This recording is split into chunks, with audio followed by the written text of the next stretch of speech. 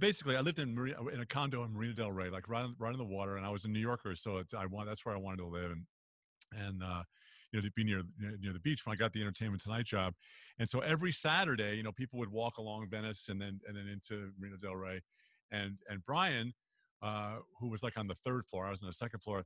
He would take his bicycle out and he'd go right there on the walkway, and he'd have a tall Budweiser, and he'd set it beside his bike, and he'd sit down with a bunch of wrenches and rags and Right. stuff, and uh, a an FM radio, right, AM radio, AM and a radio. battery powered radio, and then he would take his bicycle apart, and then he would, by the time it was sunset, he had put it back together again, and the beer was gone.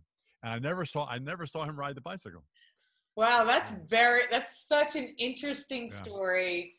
Of He a was very, he was a process guy. right. Real process guy. He's a processor. Yeah. Yeah. He loved to find out how things worked, and that's the kind of actor he was. Yep. He made it his mission, and that's true of Was theater he in actors. Was he in Cocoon? Cocoon. Yeah, Cocoon. that's right. Won 2 Tonys.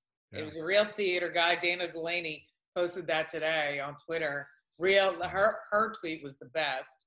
Just encapsulated who he was. Marine, Mick, and a real, just a giant among men. Yeah.